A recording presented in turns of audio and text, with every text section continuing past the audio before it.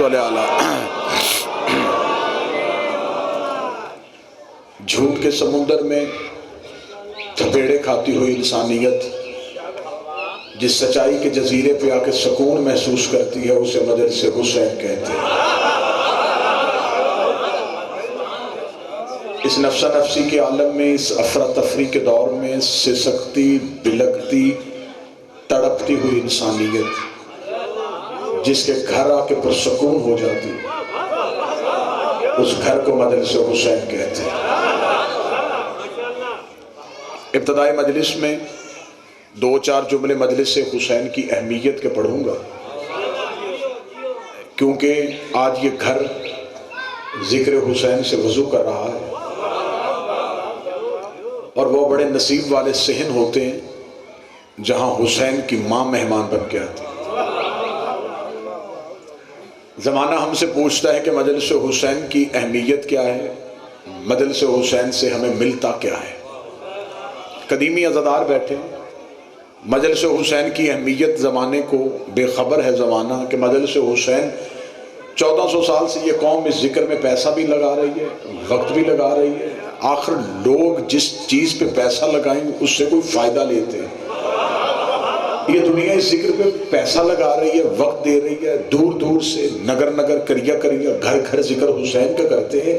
آخر یہ لوگ اس مجلس حسین سے پاتے کیا ہیں، انہیں ملتا کیا ہے، مجلس حسین کی اہمیت کیا ہے، مجلس حسین سے انہیں فائدہ کیا ملتا ہے۔ اس جملے پہ مجھے یہ دیکھنا ہے کہ مجھے کتنا پڑھنا ہے، کیسا پڑھنا ہے اور کیا پڑھنا ہے۔ اس مجمع میں اس جملے کی قدر دیکھوں گا کہ جو لوگ پوچھتے ہیں کہ مجلس حسین سے آپ کو ملتا کیا ہے، میں مجلس حسین کا سب سے پہلا فائدہ بتانے لگا ہوں۔ مجلس حسین کا سب سے پہلا اور بڑا فائدہ یہ ہے کہ ابلیس نماز میں آ جاتا ہے، ذکر شبیر میں نہیں آتا۔ اب جس کا ہاتھ اٹھا ہے میرا مالک اس ہاتھ کو خیرات عطا فرمائے۔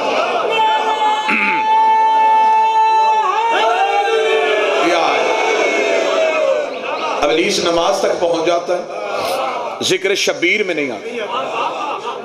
کوئی مجھ سے دلیل مانگے گا، میں ممبر پہ دلیل دیتا ہوں۔ بڑے سے بڑا نمازی نماز پڑھنے کے لیے کھڑا ہوتا ہے تو تصورات اسے گھیر لیتے ہیں، خیالات اسے گھیر لیتے ہیں، ذہن کبھی کہیں کبھی کہیں کبھی کہیں، دنیا کی طلب، حرص، نماز میں بھی ساتھ۔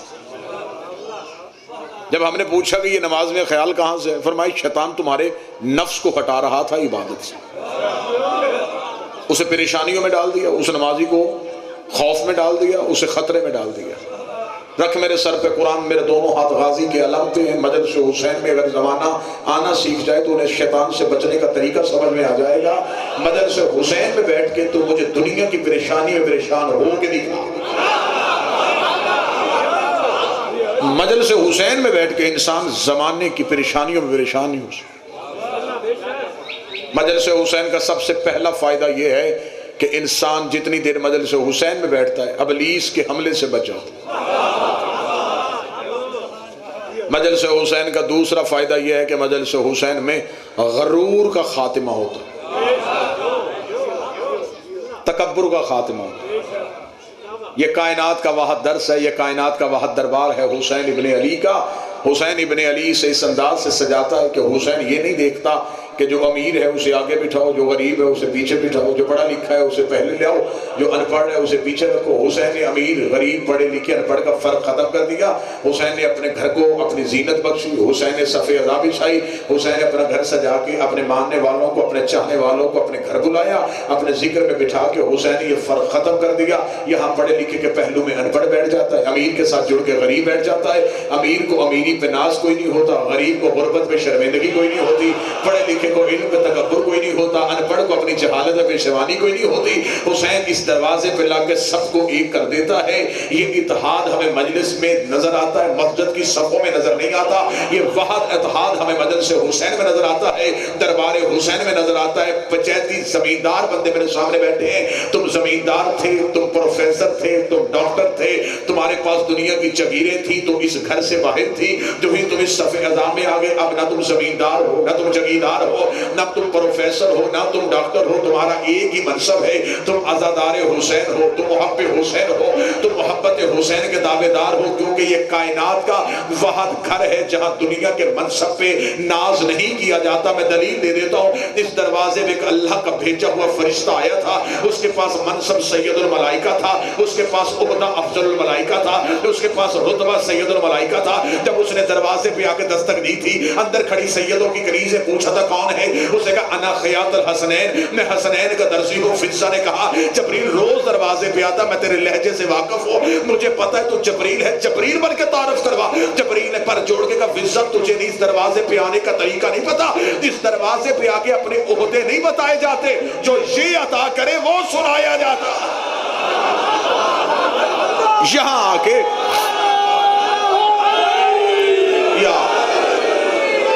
جی آپ زندہ و سلامت رہ سکتے، یہاں آ کے یہ نہیں بتانا کہ ہم کون ہیں، یہاں آ کے ہم نے یہ دیکھنا ہے کہ حسین ہمیں کیا چاہتا ہے۔ مجلس حسین کا پہلا فائدہ ابلیس کے حملے سے بچاؤ، دوسرا فائدہ غرور کا خاتمہ، تکبر ختم، امیر غریب پڑھا لکھا ان پڑھ سب ایک۔ یہ اتحاد مجھے دنیا کے کسی مذہب میں دکھا، یہ صرف حسین ابن علی کے گھر میں۔ مجلس حسین کا تیسرا فائدہ، جتنی دیر انسان مجلس حسین میں بیٹھا رہے، انسان چاہے بھی تو گناہ نہیں کر سکتا۔ جو مجلس میں بولنے کا عادی والا بولے، انسان چاہے بھی تو گناہ نہیں کر سکتا۔ اس دروازے کے باہر تھے، تمہارا اختیار تمہارے پاس تھا، جب تم اس ذکر میں آ گئے اب تمہارے جسم بیٹھے ہیں، تمہارے پاس اختیار نہیں ہے، کیونکہ یہ چار دیواری نہیں ہوتی، یہ حصار معصومین ہوتا، یہ سائبان نہیں ہوتا، عباس کے کرم کا سایہ ہوتا۔ یہاں کے انسان بے اختیار ہو جاتا ہے۔ اس دروازے کے باہر بازار میں کھڑے تھے، جھوٹ بول سکتے تھے، غیبت کر سکتے تھے، برا سوچ سکتے تھے، حسد کر سکتے تھے، جو ہی ذکر میں آ کے بیٹھ گئے اب چاہو بھی تو نہیں کر سکتے۔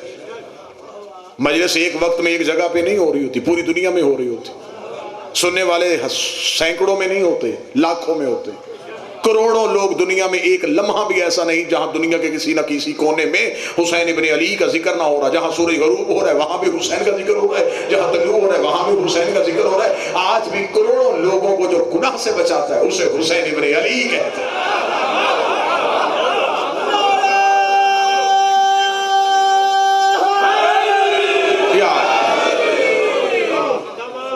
مجلس حسین کی اہمیت، پھر حسین کی تقسیم دیکھو۔ آپ دور دراز سے آئے تھے، آپ جھنگ سے آئے تھے، چنیوٹ سے آئے تھے، آپ اس گھر میں آئے، حسین کے مہمان بنے، آپ کو بہترین بیٹھنے کے لیے جگہ دی، بہترین کھانے کا بندوبست ہو۔ کائنات میں ہر پیر کے ماننے والا اپنے پیر کو خوش کرنے کے لیے کھانا کھلاتا ہے، لیکن شرط لگاتا ہے کہ صرف میرا پیر بھائی کھائے گا۔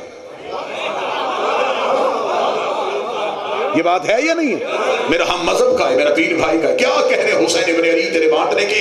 1400 سال سے تیرا رزق بانٹا جاتا ہے، نظر اللہ نیاز حسین کہہ کے بانٹا جاتا ہے، نظر اللہ نیاز حسین کہہ کے مانگا جاتا ہے، نظر اللہ نیاز حسین کہہ کے کھایا جاتا ہے۔ کوئی شرط نہیں، چاہے شیعہ کھائے، چاہے سنی کھائے، چاہے ہندو کھائے، چاہے سکھ کھائے، چاہے عیسائی کھائے، پوری کائنات میں اس طرح رزق یا خدا دیتا ہے یا پھر حسین دیتا ہے۔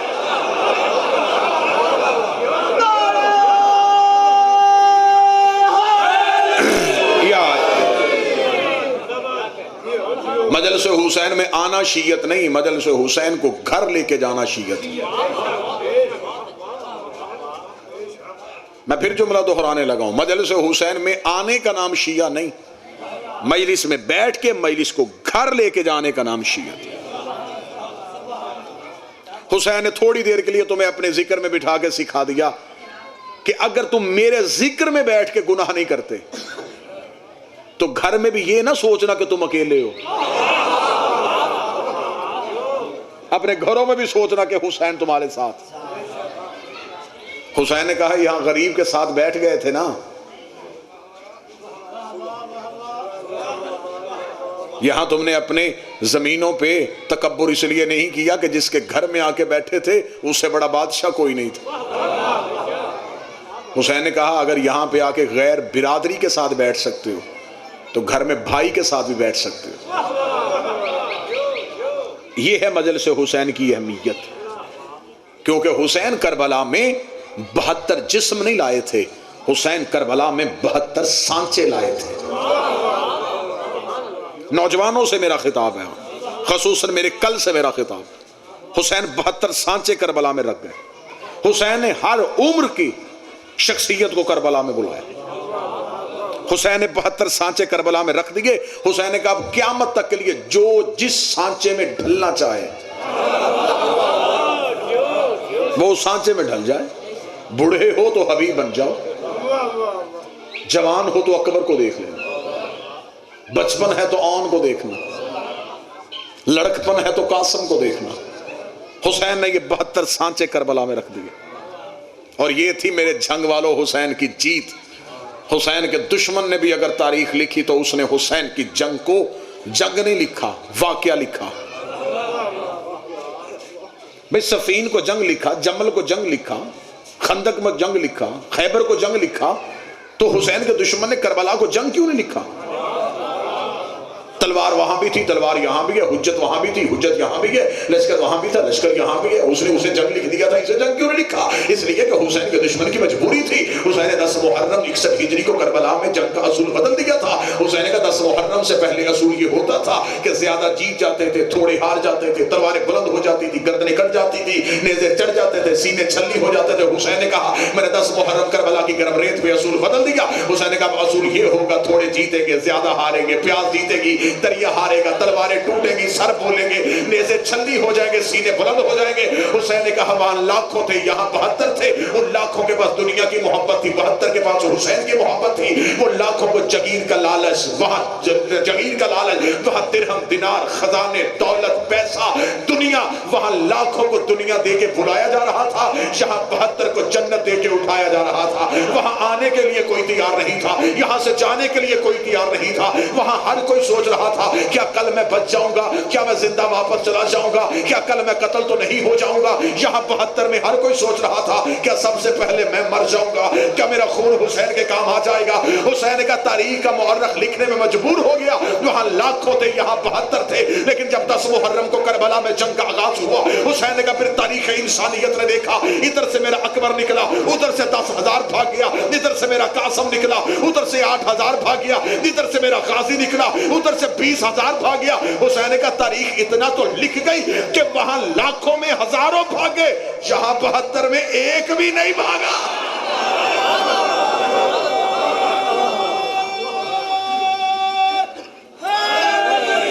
یا وہاں بھاگتے رہے،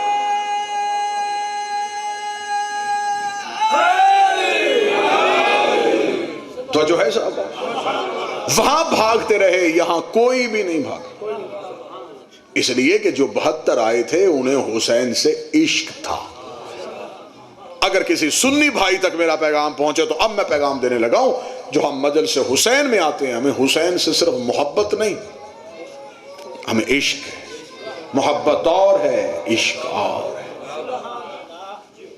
پورے مدینے کو پتا تھا کہ حسین کربلا جا رہے ہیں، جنہیں پتا تھا انہیں محبت تھی،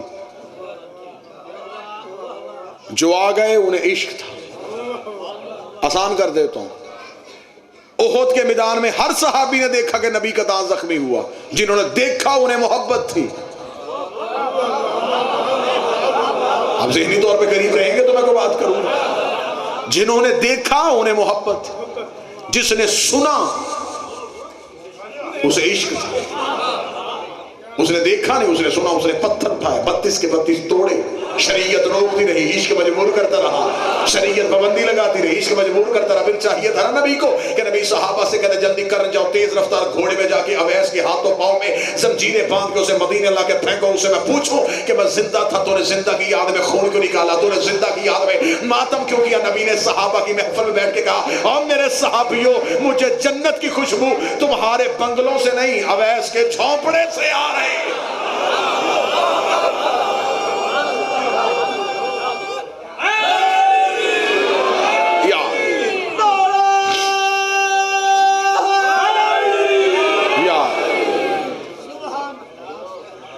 نبی نے کہا کہ مجھے اپنے عاشق کے گھر سے جنت کی خوشبو آ رہی، جنہوں نے دیکھا انہیں محبت تھی، تھے وہ بھی رضی اللہ، لیکن جس نے عشق کیا پھر خدا کو چاہیے تھا خدا کہہ دیتا کہ دانت دیے میں نے تھے، نکال اس نے نبی کی محبت میں دیے، خدا عذاب بھیج دیتا، خدا نے بھی عذاب نہیں بھیجا، خدا نے فرشتوں سے کہا جنت سے کیلا لے کے آؤ، میرے نبی کے عشق میں اس نے دانت نکالنے ہیں، اب یہ عام غذا نہیں کھا سکتا، اسے نرم غذا چاہیے۔ اب جنگ میں اس جملے کی قدر نہیں ہوگی تو پھر میں کہاں جا کے یہ جملہ پڑھوں گا؟ اس کا مطلب ہے خدا نے کیلا اویسے کرنے کے لیے جنت سے بھیج کے دنیا کو یہ درس دے دیا، اگر تم معصوم کے عشق میں ماتم کرو پھر لنگر جانے اور خدا جانے، پھر رزق کی فکر نہیں کرنی، پھر رزق توحید دیتی۔ انہیں عشق تھا۔ ہم محبت والوں کو یاد نہیں رکھتے، ہم عشق والوں کو یاد رکھتے۔ جو میرے بھائی کہتے ہیں کہ شیعہ صحابہ کی عزت نہیں کرتے، اگر محبت اور عشق کا معیار دیکھنا ہو تو پھر میں ایک جملے میں پورے سمندر کو ایک قطرے میں بند کرنے لگا۔ جنہوں نے نبی کے ساتھ ساری زندگی گزاری انہیں محبت تھی، جو نبی کے جنازے پہ تھے انہیں عشق تھا۔ اب اس سے زیادہ آسان اور کیا ہو سکتا؟ جو خیبر، خندق، حنین، ہجرت، انہیں محبت تھی، جو جنازے پہ کھڑے تھے انہیں عشق تھا، انہوں نے لالچ میں کلمہ نہیں پڑھا تھا۔ ورنہ تاریخ میرے سامنے رکھو، میں تاریخ کے کلیجے سے جگر نکال کے آپ کو سامنے رکھو، تاریخ میں ہمیں بتایا گیا ہے کہ ہر بندے نے نبی کی محبت میں کلمہ نہیں پڑھا۔ دو طریقے کے لوگ مسلمان ہوئے، ایک بی بی خدیجہ کے دولت کے لالچ میں ہوئے، ایک علی کی تلوار کے ڈر سے ہوئے۔ جاؤ تاریخ انسانیت لے کے آؤ، تاریخ ابن کثیر سے لے کے شبلی نوانی سے لے کے ڈاکٹر طاہر القادری تک کا میں ضامن ہو کے کہتا ہوں تاریخ انسانیت میں، تاریخ آدمیت میں اور تاریخ اسلام میں یہ جملے لکھے ہوئے ہیں۔ جب یہ عرب کے گستاخ ہمارے نبی کے دروازے پہ ننگی تلواریں لے کے گئے تھے اور جا کے کہتے عبداللہ کی یتیم باہر نکل، تو ہمارے خداؤں کو برا کہتا ہے۔ پردے کے اندر بیٹھی سیدوں کی ماں نے کہا تھا مولا تو پریشان کیوں ہوتا ہے؟ یہ جتنے تیرے دروازے پھونکنے ہیں یہ سارے میرے قرضدار ہیں، یہ سارے میرے نواخوار ہیں۔ بی بی نے پردے کے پیچھے کھڑی ہو کے آوازیں پہچان کے کہا تھا، اور فلاں ابن فلاں تلوار لے کے دروازے پہ آ گیا، باپ سے نہیں پوچھ گیا تو میرے کمی کا بیٹا ہے، اور فلاں ابن فلاں تلوار لے کے آ گیا، ماں سے نہیں پوچھ گیا تو میری نکرانی کا بیٹا ہے۔ سب نے ہاتھ باندھ کے کہا تھا بی بی معافی کیسے مل سکتی ہے؟ بی بی نے کہا خالی واپس نہ جانا، میرے محمد کے کلمے پڑھتے جاؤ، قرضے معاف کرواتے۔ سارے بولو مل کے بولو حیدری۔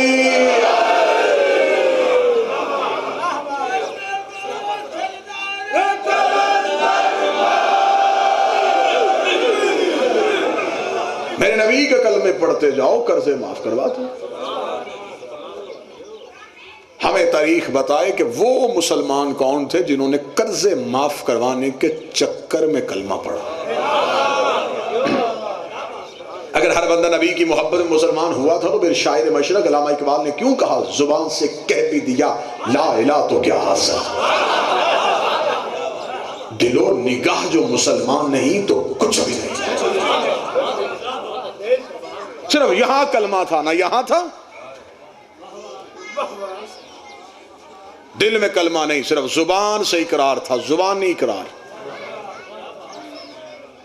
اور جو زبانی اقرار کرے اسے تسلیم کرنا کہتے ہیں، اور جو دل سے مانے اسے مومن کہتے ہیں۔ زبانی اسلام کا اقرار ہو گیا، اسلام کے دائرے میں آ گئے، علی کی تلوار سے بچ گئے۔ اگر یہ زبانی اقرار نہ کرتے تو کسی نہ کسی جنگ میں ابو طالب کے بیٹے کے ہاتھ سے مارے جاتے۔ میں چٹکیوں میں تاریخ آپ کے سامنے پڑھ رہا ہوں۔ بس تاریخ میں یہ سب سے بڑی غلطی یہ ہو گئی کہ وہ بندے مسلمان ہو گئے جنہوں نے نبی پہ کوڑے پھینکے تھے،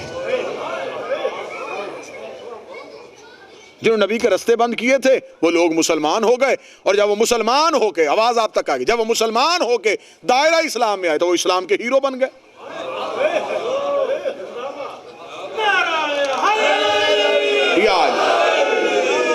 ہماری لڑائی کسی مسلمان سے اسلام کی نہیں، ہماری لڑائی ہے کہ جھگڑا شیعہ اور سنی کا نہیں، جھگڑا ہے آیت کا اور روایت کا،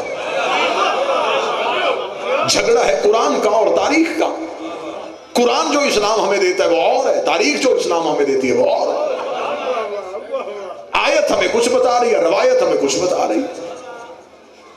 میرے اہل سنت بھائیوں کی سیاستہ میں جو کتابیں ہیں ان میں 5000 سے زیادہ حدیثیں ایک صحابی سے لی ہیں جس کا نام حضرت ابو ہریرہ ہے۔ جنگ خیبر کے بعد وہ مسلمان ہوئے، 4 سال وہ نبی کے ساتھ رہے، حدیثیں انہوں نے 5000 لکھ دی۔ اب سر نہ ہلائیے گا، زبان سے بولیے گا۔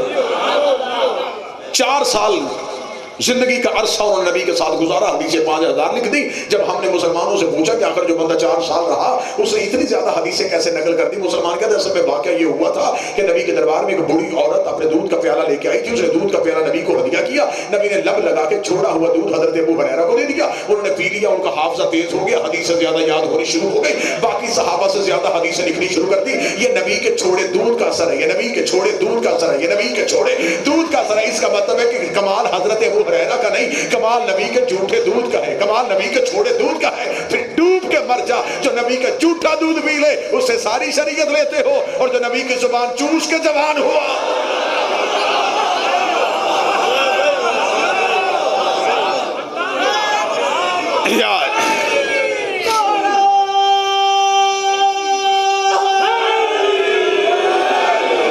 مسجد کے حجرے کی سرگوشی نہیں، منبر کا اعلان۔ میرا یہاں سے نہیں، پوری دنیا میں چیلنج ہے، مسجد کے مولوی سے لے کے مفتی مکہ تک آئیں، ہماری آنکھوں میں آنکھیں ڈالیں، تم ہمیں بتاؤ تم عزت کس کی کروانا چاہتے ہو، تم نام بتاؤ، میں تاریخ میں کردار بتاتا ہوں۔ لڑائی ہے ہی نہیں، جھگڑا نہیں، آپ نام بتائیں، میں آپ کی کتابوں سے اس شخصیت کا کردار پڑھتا ہوں، پھر کردار پڑھنے کے بعد آپ بتائیے گا کہ عزت کردار کی کرنی چاہیے یا عقیدے کی کرنی چاہیے، پھر آپ بتائیں کس کی آپ عزت کروانا چاہتے ہیں۔ ہم صحابہ کے منکر نہیں، میں اس شیعہ کو شیعہ ہی نہیں سمجھتا جو نبی کے سچے صحابہ کا منکر۔ ہم تو اتنی محبت کرنے والے لوگ ہیں، جو گھوڑا نبی کے بیٹے کے کام آ گیا ہم آج تک اس کی شبیہ بنا کے پھر رہے ہیں۔ تو جب ہم جانور سے پیار کر سکتے ہیں، ہمارا عقیدہ وہی ہے شاعر علامہ اقبال والا، کی محمد سے وفا تو نے تو نبی سے وفا کر، ہم تیرے قدموں پہ قربان ہو جائیں۔ لیکن اگر آپ کو صحابہ کی عزت کروانے کا شوق ہے تو پھر حجرے میں بیٹھ کے کافر کا نعرہ نہیں لگانا، منبر پہ آئیں، آنکھوں میں آنکھیں ڈالتے ہیں، سامنے بیٹھ جاتے ہیں، کوئی لڑائی نہیں، گالی گولی وہاں ہوتی ہے جہاں علم نہ ہو، جہاں دلیل ختم ہو جائے وہاں گالیاں شروع ہو جاتی ہیں۔ آئیں دلیل سے بات کر لیتے ہیں، آپ صحابہ کی عزت کروانا چاہتے ہیں، چند سوال آپ کر لیتے، چند میں کر لیتا ہوں، آپ مجھ سے صحابہ کی عزت کروائیں، میں آپ سے پوچھتا ہوں، مجھے بتائیے کہ حضرت اویس کرنی کا قاتل کون تھا، حضرت ہمارے یاسر کا قاتل کون تھا، حضرت محمد بن ابی بکر کو زندہ گدھے کی کھال میں رکھ کے جلانے والا کون تھا، بی بی عائشہ صدیقہ کو زندہ گڑھے میں پھینکنے والا کون تھا، جناب حسن کے جنازے میں تیر برسانے والا کون تھا، نبی کی بیٹی کو دربار سے خالی بھیجنے والا کون تھا، نام آپ ہمیں بتا دیں، کردار میں بتا دیتا ہوں، مجھے 14 کی عزت قسم، ہم غریب ہیں، تعداد میں تھوڑے، ہم سے نہیں ہوتا، قاتل بھی رضی اللہ، مقتول بھی رضی اللہ۔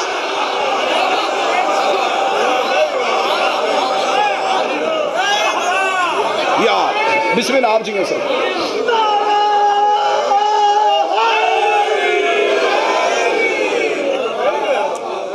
اگر آپ نے یہ نعرہ لگوانا ہے تو یہ نعرہ سب سے پہلے پاکستان میں آپ ہی کے شہر سے بلند ہوا۔ میں نے پاک سیدہ کی وکالت کرتے ہوئے جیلیں کاٹی ہیں، قیدیں کاٹی ہیں، مقدمات جھیلے، لیکن میں اس زبان پہ لعنت کرتا ہوں جس زبان پہ حق زہرا بیان نہ ہو۔ مختصر سے زندگی ہے، 4 دن جینا ہے تو پھر بندہ ڈٹ کے جرت سے حسین کا بن کے جیے۔ آپ جس کی عزت کروانا چاہیں ہم کرنے کے لیے تیار ہیں، لیکن آپ ہمیں بتائیں کہ عزت کس معیار پہ جا کے کریں۔ یہ نعرہ آپ نے کہا تھا کہ جو صحابی کی عزت نہ کرے وہ کافر ہوتا ہے، جو صحابہ کو نہ مانے وہ کافر۔ آپ نعرہ لگائیں، میں قرآن کی حاشیے پر لکھ کے دیتا ہوں، لے میں اتنی قوم کی ترجمانی کر رہا ہوں، جھنگ میں کھڑا ہو کے یہ کہہ رہا ہوں۔ یہ نعرہ آپ پارلیمنٹ میں نہ لگائیں، میں قرآن کی حاشیے پر لکھ کے دیتا ہوں کہ جو صحابہ کو نہ مانے وہ کافر ہوتا ہے، لیکن وہ لکھنے کے بعد پھر آپ کو اسے بھگتنا بھی پڑے گا۔ یہ نعرہ آپ کے گلے میں الٹا پڑ جائے گا اگر آپ نے کہا کہ صحابہ کو نہ ماننے سے بندہ کافر ہو جاتا ہے، جب تو علی کو مولا نہیں مانتا، علی کو یسوع الدین نہیں مانتا، علی کو قائد غلب جلی نہیں مانتا، علی کو فاتح درہ نہیں سمجھتا، علی کو نقطہ بائے بسم اللہ نہیں سمجھتا، علی کو خلیفہ تو بلا فصل نہیں سمجھتا، تو علی کو صحابی تو سمجھتا ہے۔ اگر علی کو صحابی سمجھتا پھر تو قرآن کی حاشیے پر لکھ جو صحابی کو نہ مانے وہ بندہ کافر ہوتا ہے۔ پھر میں تیری کتابوں سے اس بندے کا نام تجھے دکھاؤں گا جس نے کئی سال منبر سے علی کو گالیاں دلوائیں۔ اگر علی کو نہ ماننے سے بندہ کافر ہوتا پھر سب سے پہلا کافر وہ ہوگا، پھر کوئی شیعہ ہوگا۔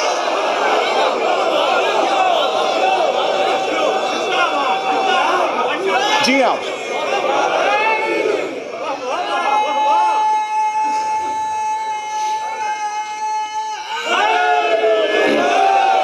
جی صحابہ کو نہ ماننے سے بندہ کافر ہوتا ہے تو پھر یہ بات سوچ کے کیجئے گا. اگر یہ نعرہ چلا گیا تو پھر ان صحابہ کا کیا بنے گا جو آپس میں ایک دوسرے کو نہیں مانتے تھے. جو مدینے سے نکال رہا ہے وہ بھی صحابی, جو نکل رہا ہے وہ بھی صحابی, صفین میں دونوں طرف صحابی. اب مجھے بتاؤ کہ جو یزید کے باپ کے لشکر میں رہ کے مر رہا ہے وہ شہید ہے, یا جو حسین کے باپ کے ساتھ مر رہا ہے وہ شہید ہے؟ یہ تاریخ کے تلخ گھونٹ ہیں, یہ خون کے گھونٹ ہیں جو مسلمان کو پینے پڑیں گے اگر وہ تاریخ پہ آیا تو. جھوٹے الزام, بھیانک الزام. شیعہ صحابہ کی عزت نہیں کرتے, شیعہ نبی کی بیویوں کو نہیں مانتے. اچھی عورت تو فرعون کے گھر بھی ہو,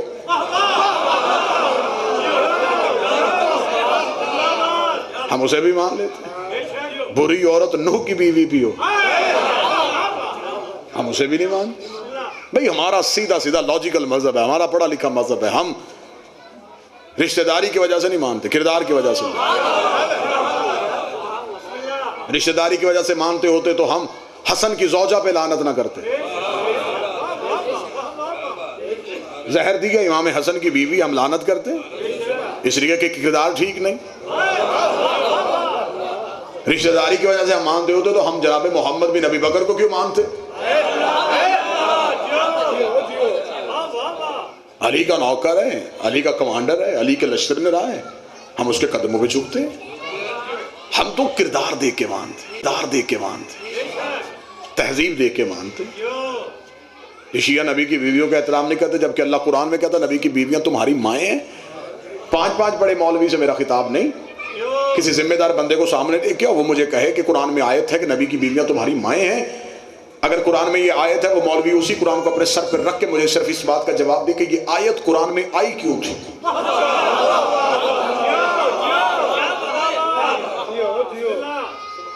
بھئی میں ممبر پہ پانی مانگوں تو میرا پانی مانگنا اس بات کی دلیل ہے کہ مجھے پیاس ہے.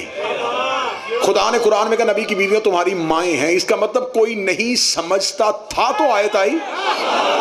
ابھی آپ نہیں سمجھے گا تو میں بات کو کھول کے بیان کر دیتا ہوں. اگر آپ بات کو نہیں سمجھ رہے میں بات کو کھول کے بیان کر دیتا ہوں. میں برادران اہل سنت کی کتابوں سے اس بندے کا نام ثابت کرنے کے تیار ہوں جس نے نبی کی زندگی میں مدینے کے باہر بیٹھ کے درخت کے نیچے لوگوں کو اکٹھا کیا تھا, اکٹھا کر کے مشورہ کیا تھا نبی دنیا سے چلے جائے گا, نبی کے جانے کے بعد نبی کی بیویاں ہو جائیں گی بیوہ, اور نبی کی شریعت میں بیوہ سے شادی ثواب ہوتی ہے. ادھر اس نے ناپاک منصوبہ بنایا, ادھر جبریل نے آ کے نبی کے دروازے پہ دستک دی, دستک دے گا اللہ پاک ہدیہ درود و سلام کہتا اس بندے کو گھر بلا کے گئے, غیرت کر مائیں ہیں, یہ نبی کی بیوی ہے تمہاری ماں.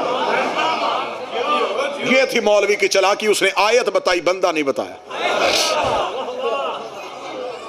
اگر نبی کی بیویاں ہماری مائیں ہیں تو بروئے قرآن تو پھر جو عورت ماں ہو اس کا شوہر باپ ہوتا ہے. اس کا مطلب کہ نبی کی بیویاں ہماری مائیں تو پھر معاذ اللہ ہم کیا کہیں کہ نبی ہمارے باپ. قرآن فوراً کا ماں کانا محمد ابا احد من رجالکم, محمد تم مردوں میں کسی کا باپ نہیں.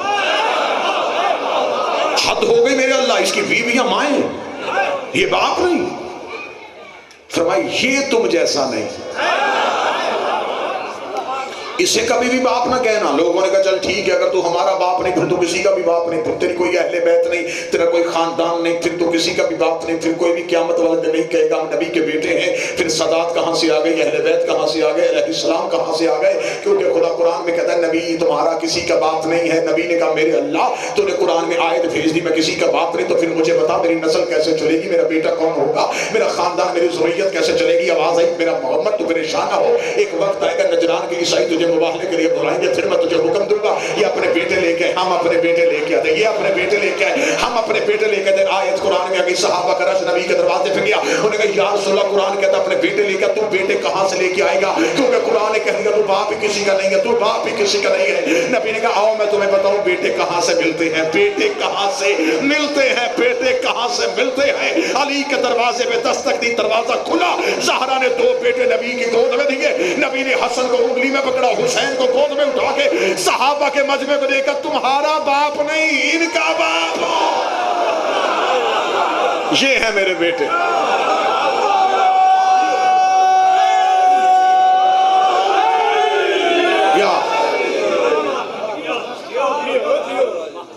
پھر مولوی سے اگر کوئی برداشت نہ وہ اسے کہا نہیں جی نبی کی بیٹی ایک نہیں بیٹیاں تو 4 تھی. 2 جمع 2 4 والا حساب کر کے جاؤں گا جی. بالکل. کوئی اب تک میں نے جو تقریر کی کسی مذہب کو کوئی گالی کسی کے مذہب پہ کوئی بے جا بھیانک تنقید علمی طریقے سے بات کرتے ہیں. آپ کہتے ہیں نبی کی بیٹیاں 4 ہم کہتے 1 بات دلیل سے کر لیتے.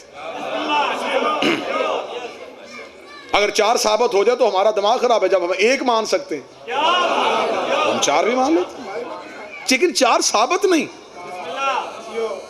4 ثابت کرو. پچیتی بندہ جھنگ اس علاقے سے مشہور ہے. جھنگ کی تہذیب ہے گویڑ لگانا آپ کا شیوا.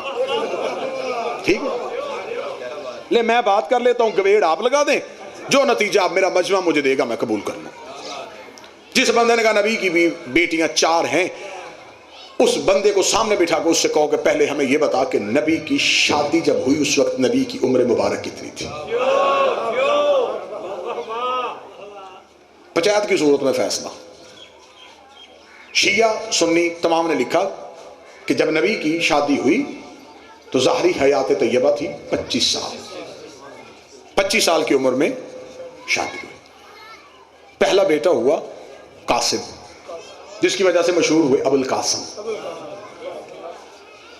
اب جس نے نبی کی 4 بیٹیاں لکھی اس نے کہا کہ اعلان نبوت نبی نے کیا 40 سال کی عمر میں. وہ کہتے ہیں کہ 40 سال تک نبی نہیں تھے. وہ کہتے ہیں کہ اعلان نبوت سے پہلے نبی اپنی بیٹیاں 3 جو ہیں زینب کلثوم اور رقیہ ان کا نکاح معاذ اللہ ثم معاذ اللہ نقل کفر نبشت کہ 3 مشرکوں سے کروا چکے تھے. سنیے گا عتبہ عتیبہ عمرو عاص مخزومی. وہ کہتے ہیں کہ اس کی دلیل یہ ہے کہ کیونکہ وہ اس وقت نبی نہیں تھے. نبی بنے 40 سال کے بعد پھر ان کے گھروں سے بیٹیوں کے رشتے واپس لیے اور صحابہ کو دے دیے. یہ ہے میرے بھائیوں کی تاریخ. اب فیصلہ کرے گا میرا مجمع. 25 سال کی عمر میں ہوئی شادی 40 سال کی عمر میں کیا اعلان نبوت. 25 اور 40 کے درمیان کتنے سال بچتے 15 سال. اعلان نبوت سے 5 سال پہلے شادیاں کر دی تھی. 15 میں سے 5 نکال دیے 10. پھر کہتے ہیں کہ جب نبی کی شادی ہوئی شادی کے 4 سال تک نبی کے ہاں کوئی اولاد پیدا نہیں ہوئی تھی. پھر اب 10 میں سے 4 نکلے کتنے 6. کس مذہب میں کہ 6 سال میں 3 بیٹیاں پیدا بھی ہو گئی جوان بھی ہو گئی اور شادیاں بھی ہو گئی. ہمیں عمری پوری کر کے دکھاؤ.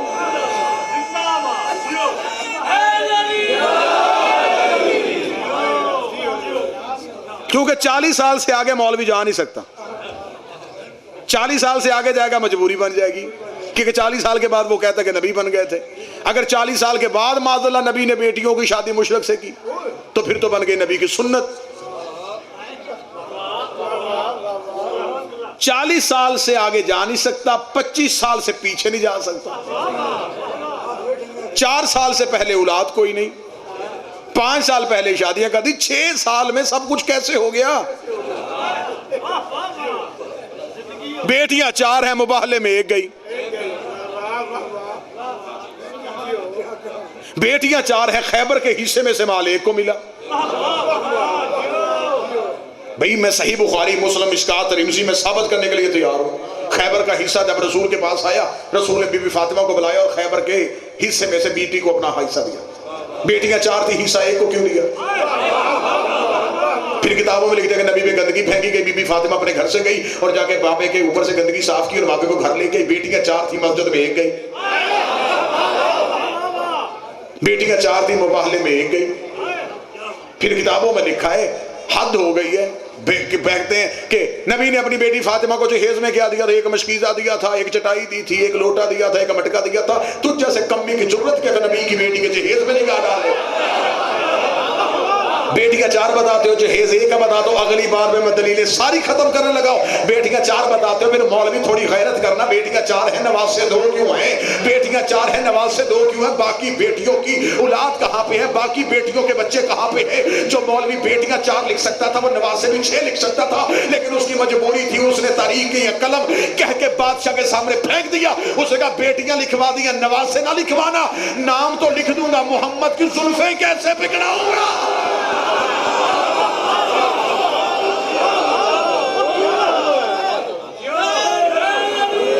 نام لکھ دوں گا، عید والے دن نبی کے کاندھوں پہ کیسے بٹھاؤں گا؟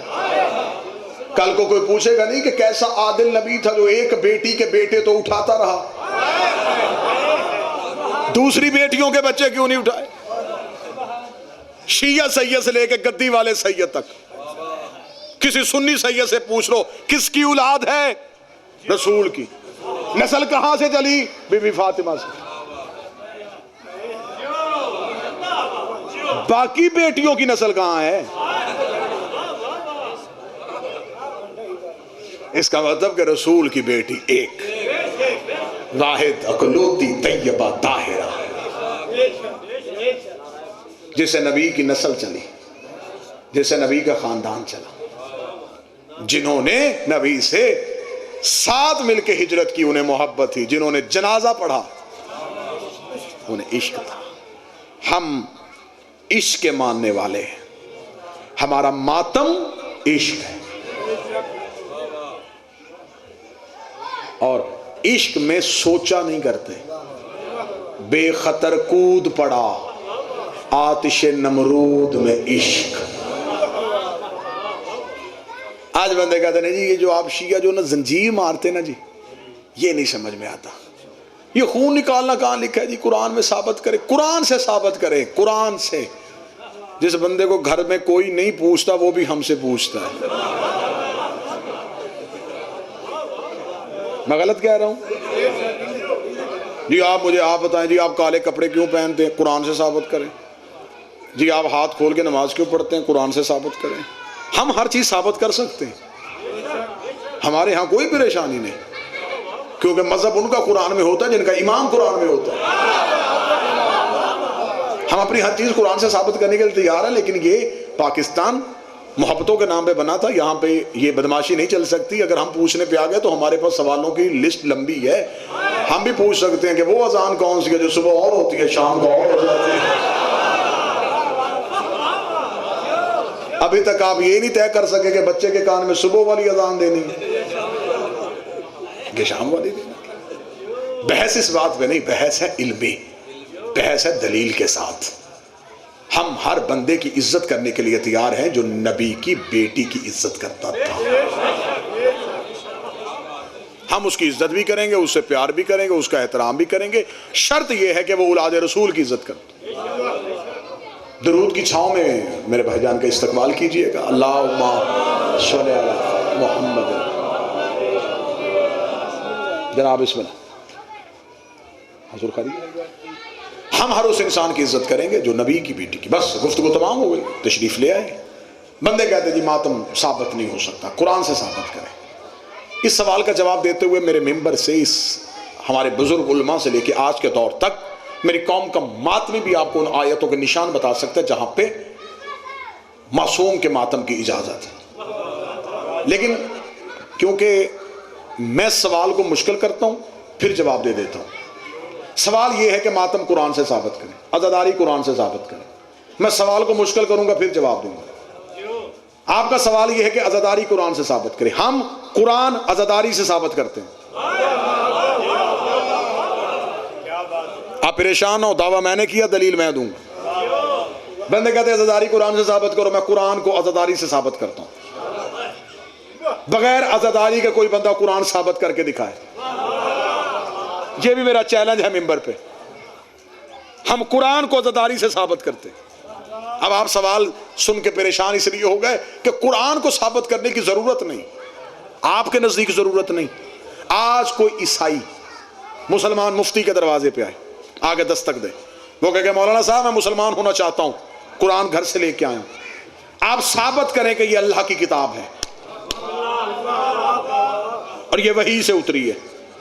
یہ فرشتہ لے کے آیا تھا، اس میں تو پرانے نبیوں کے قصے اور کہانیاں لکھی ہوئی ہیں۔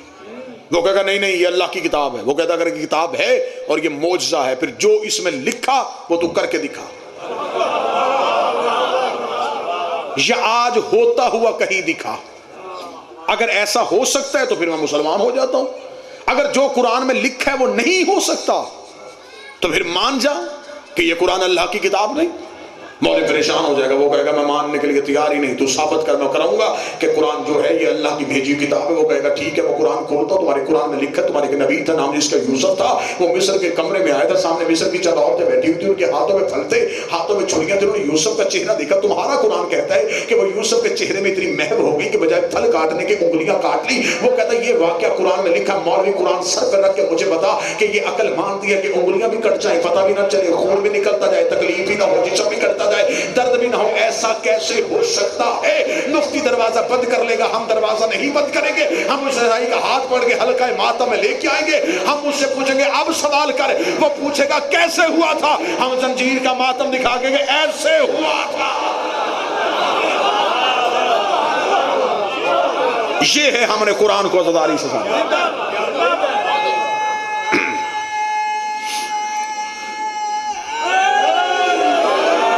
وہ کہے گا کہ تمہارے قرآن میں لکھا تمہارے ایک نبی تھا جس نے آگ میں چھلانگ لگا دی تھی، ابراہیم اس کا نام تھا، حد ہو گئی کوئی آگ میں چھلانگ لگائے اور جلے بھی نہ، ایسے کیسے ہو سکتا ہے؟ مفتی مولوی کے پاس کوئی جواب نہیں، ہم اسے آگ کا ماتم دکھائیں گے۔ بہت لمبے سوال ہے، میں ختم کر دیتا ہوں۔ وہ سوال کرے گا، وہ کہے گا حد ہو گئی ہے، تمہارے قرآن میں لکھا ہے کہ تمہارے ایک نبی تھا نام جس کا یعقوب تھا، اس کا بیٹا گم ہو گیا تھا، تھوڑے دنوں کے بعد اسے بیٹے کا کرتا ملا تھا، اس نے کرتے کو آنکھوں سے لگایا تھا اور آنکھیں مل گئی۔ وہ کہا حد ہو گئی مولوی، دماغ خراب ہے، عقل مانتی ہے کبھی کپڑے سے بھی آنکھیں ملی ہیں، کبھی کپڑے سے بھی آنکھیں ملی ہیں، تو مجھے کپڑے سے آنکھیں لے کے دکھا۔ مولوی چپ ہو جائے گا، ہم اس کا ہاتھ پکڑ کے علم عباس میں لے کے آئیں گے اور ہم اسے بتائیں گے کہ کپڑا صرف شفا نہیں دیتا، کپڑا بیٹے بھی دے دیتا ہے۔ نسبت معصوم کے ساتھ ہم عزاداری کو ثابت کرتے ہیں اس لیے کہ ہم نے اطاعت حجت کی ہے۔ ہم صحابہ کی عزت کرتے ہیں، لیکن یہ ضروری تو نہیں کہ بندہ وی آئی پی صحابہ کا نام لے تو پھر ہی صحابہ کی عزت۔ آپ ہم پہ سوال کرتے آپ صحابہ کی بات کیوں نہیں کرتے، ہم آپ سے سوال کرتے آپ سلمان کی بات کیوں نہیں کرتے، آپ ابو ذر کی بات کیوں نہیں کرتے، آپ مقداد کی بات کیوں نہیں کرتے، آپ حذیفہ یمانی کا تذکرہ کیوں نہیں کرتے؟ کیا یہ صحابی نبی کے صحابی نہیں؟ کیا انہیں نبی سے محبت نہیں تھی؟ کیا انہوں نے نبی کی خاطر ہجرت نہیں کی تھی، کوڑے نہیں کھائے تھے؟ حجت کی اطاعت بڑی ضروری ہے۔ مسلمان اہل سنت بھائیوں کی کتابوں میں لکھا ہے کہ ایک شخص کو نبی نے حالت نماز میں بلایا تھا، نام اس کا عبید۔ واقعہ آپ کا سنا ہے، واقعات میں وقت گزارنے کے لیے نہیں پڑتا، دوسرا رخ دکھاؤں گا اور بات مکمل ہو جائے گا۔ نبی نے اسے حالت نماز میں بلایا، اسے نماز تیز کی، نبی نے پھر بلایا، اس نے اور تیز کی، تیسری آواز پہ اس نے سلام پھر اور نبی کے پاس آئے، لبیک یا رسول اللہ۔ فرمایا پہلی آواز پہ کیوں نہیں آیا؟ یا رسول اللہ میں نماز پڑھ رہا تھا۔ فرمایا شرم نہیں آئی تجھے وجود نماز بلا رہا تھا؟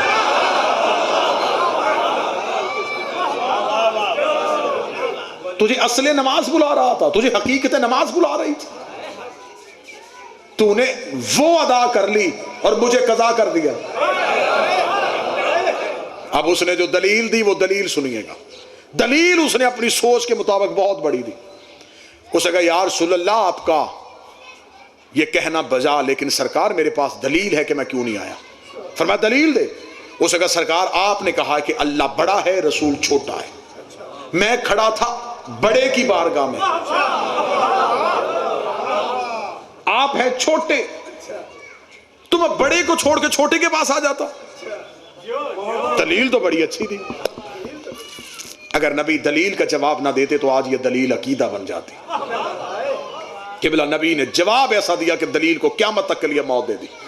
نبی نے کہا اچھا تو تیرے پاس دلیل یہ ہے کہ تو اس لیے نہیں آیا کہ تو بڑے کے پاس تھا؟ اچھا ابھی تو مجھے بتا تو نے اللہ دیکھا ہے؟ ہائے ہائے نہیں یا رسول اللہ، کبھی اس اللہ سے ملا ہے؟ نہیں۔ کبھی وہ ملنے آیا ہے؟ فرمایا نہیں۔ فرمایا شرم نہیں آتی؟ اللہ دیکھا نہیں، ملا تو نہیں، ملنے وہ آیا نہیں، اسے مانتا کیوں ہے؟ سرکار آپ نے کہا وہ ہے۔ فرمایا بلا بھی میں رہا تھا، میرے کہنے پہ نہ دیکھا مان لیا اور میں بلاتا رہا اور تو آیا ہی نہیں۔ اس نے کہا یا رسول اللہ اب بات سمجھ میں آئی، اب آپ مجھے بتائیں کہ مجھے کیا کرنا چاہیے تھا۔ نبی نے کہا جب بھی حجت بلائے، جس بھی حالت میں ہو، وہیں پہ اس کام کو روکو اور حجت کے پاس آؤ۔ یا رسول اللہ اگر نماز پڑھ رہا تھا، فرمایا جس بھی رکن میں تھا وہیں پہ نماز کو توڑ دیتا۔ اس نے کہا ٹھیک ہے یا رسول اللہ، آج پتہ چل گیا کہ اگر نبی بلائے تو نماز توڑ دی جاتی ہے۔ اسی دن اس نے مسجد میں بیٹھ کے صحابہ کی، یہاں تک آپ کا واقعہ سنا ہوا ہے، اب اس سے آگے چلیے، اس نے اسی دن صحابہ کی محفل میں بیٹھ کے کہا، اس نے کہا مجھے آج شریعت کے ایک نئے مسئلے کا پتہ چلا، آج میرے بات ذہن میں آئی ہے کہ اگر اللہ کی نماز پڑھ رہے ہوں اور آپ کو نبی بلائے تو اللہ کی نماز نبی کے لیے توڑ دی جاتی ہے۔ صحابہ نے کہا اچھا یہ تجھے کس نے بتایا؟ اس نے مجھے خود رسول نے بتایا۔ پاس بیٹھا تھا ایک بڑھا جوان، نام تھا سلمان، سینے پہ تھا تمغہ ایمان۔ دیکھ کے کہنے لگا کیا کہا تو نے کہ اللہ کی نماز نبی کے لیے توڑی جاتی ہے؟ ہاں۔ فرمایا کل میرے پہلو میں کھڑے ہو کے نماز پڑھنا، میں تجھے بتاؤں گا کہ اصل نماز کسے کہتے ہیں۔ اگلے دن نبی نے سلمان کے پہلو میں کھڑے ہو کے نماز پڑھنی شروع کی۔ جناب سلمان نے تکبیرۃ الاحرام کا، تکبیرۃ الاحرام اللہ اکبر کہہ کے سلمان نے نماز کو شروع کیا۔ سلمان کا بسم اللہ الرحمن الرحیم الحمدللہ رب العالمین الرحمن الرحیم مالک یوم الدین ایاک نعبد و ایاک نستعین ایاک نعبد و ایاک نستعین۔ اسی جملے پہ سلمان آئے تھے، نبی کی آواز آگئی سلمان نے وہیں سے مصلی چھوڑا، نبی کے پاس آگے لبیک یا رسول اللہ۔ سلمان پیاس لگی ہے، پانی پلا۔ سلمان نے مشکیزے سے پانی کا پیالہ بھرا، نبی کے قدم پہ جا کے نبی کو پانی کا پیالہ پیش کیا۔ نبی نے پانی پینے کے بعد سلمان واپس چلے جا، سلمان نے پانی کے پیالے کو وہیں رکھا، مصلی پہ مصلی پہ کہا اہدنا الصراط المستقیم صراط الذین انعمت علیہم۔ سلمان نے اپنی نماز کو ختم کیا، ابئی نے جلدی نماز ختم کی، نبی کے قدم پہ جا کے لگا یا رسول اللہ بڑھا ہو گیا ہے، بطول کی دہلیز میں سجدے کرتے، نہ نماز پڑھنے کا طریقہ آتا ہے نہ قرات کرنے کا طریقہ۔ یا رسول اللہ جب آپ نے آواز دی، یہ اونچی آواز میں قرات کر رہا تھا، میں سن رہا تھا، یہ ایاک نعبد و ایاک نستعین پہ نماز کو توڑ کے گیا تھا۔ یا رسول اللہ جب یہ واپس آئی، اس نے نماز سیرے سے نہیں پڑھی، اس نے نماز شروع سے نہیں پڑھی، اس نے نماز کو وہیں سے پڑھنا شروع کر دیا۔ نبی نے آواز دیا سلمان یہ کہتا ہے یہ کہتا ہے تو نماز توڑ کے آیا تھا؟ سلمان نے کہا تیری عزت کی قسم میں نے تو نہیں توڑی تھی، میں تو حالت نماز میں تھا۔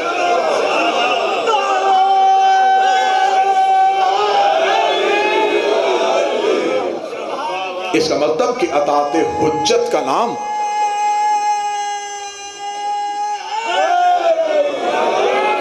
اطاعت حجت کا نام دین ہے۔ بس گفتگو ختم ہو گئی۔ علی ولی اللہ پڑھنے والے ہو تو پھر علی کی اطاعت میں رہنا، علی کے اختیارات پہ شک نہ کرنا۔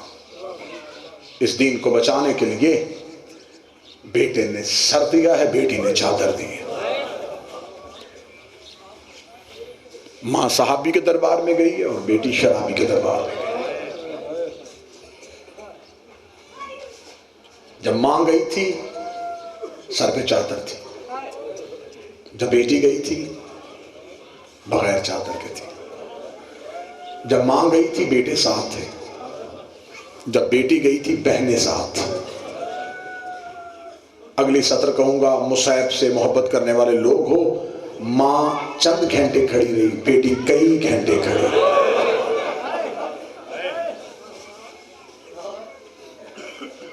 ماں کے ہاتھ کھلے تھے، بیٹی کے ہاتھ بندھے ہوئے تھے۔